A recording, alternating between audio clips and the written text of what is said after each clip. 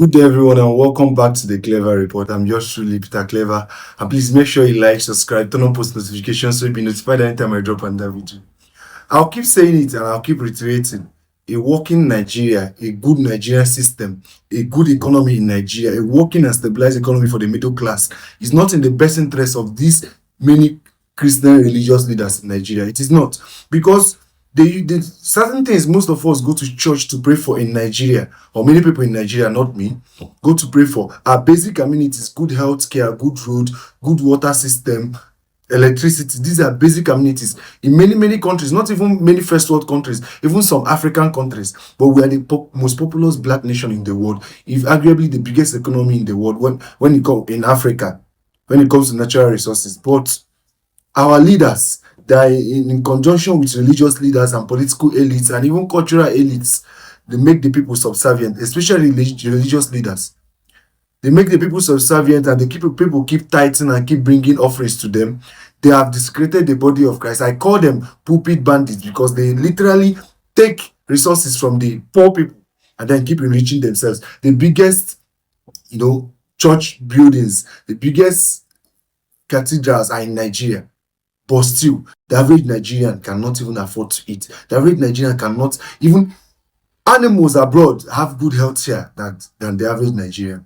So this story of the Christian genocide happening in Nigeria, the only person that has actually been the face of this thing, that is actually a true Christian religious leader, is Prophet Ezekiel Dachilomo from Plateau State. He has been calling out what is happening. He has been a victim of what is happening.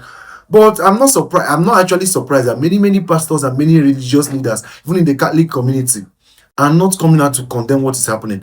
But I'm not surprised they're not coming out to condemn because they are still part of the system.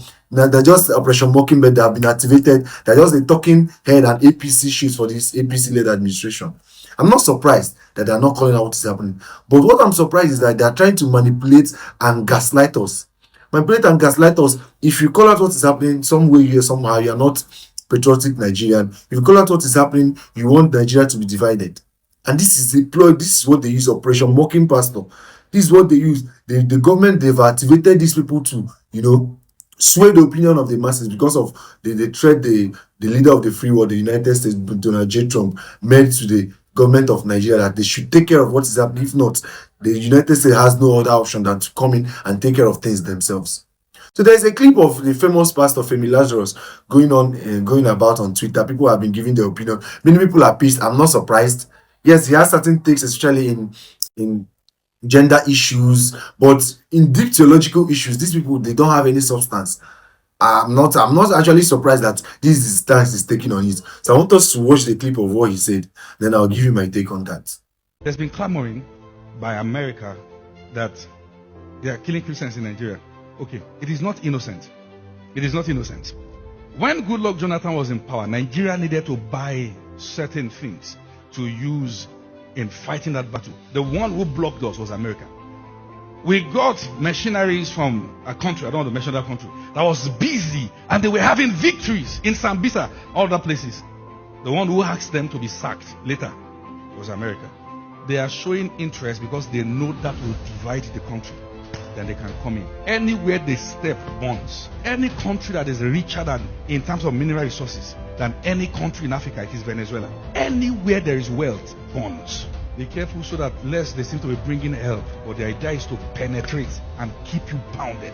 There are countries that once they complain about your country, you are doing something right. You see, it's as if all of them are reading from the same playbook. They've released the same talking points. They are coming to divide Nigeria. Let me even ask, does the United States actually need to divide Nigeria to even get what it wants from Nigeria? Because our political leaders and political elites, the people that are sent to represent us, are very corrupt. So the United States doesn't even need to come to divide Nigeria literally to get what they want if they actually want our natural resources. Are you getting? They don't want to, they don't need to do it because our politicians will hand it to them at the platter of gold. If this is the one thing the United States is going to do for us, to come and, eliminate these Muslim terrorists, terrorizing both Christians and Muslims in the north, especially in the northern part of Nigeria. But there's another thing that is striking on what he said at the end of the video. He's saying that anytime, especially the United States or any countries like this want to, intervene in the internal politics or internally in your country, you're doing something right. This is a very big fat lie. Tell me one thing the Nigerian economy or the Nigerian, this Tinubu-led administration has done right. Is it education? Is it healthcare? Is it security of the lives and properties of the citizens? No. They've not done anything. This same administration during the Jonathan's reign that the Boko Haram started went to the White House with Rochas and some governors, Rotimi Amechi. Tinubu led them when the Buhari was the opposition leader to the White House to come and intervene. That's because President Jonathan, the former president, was in power then.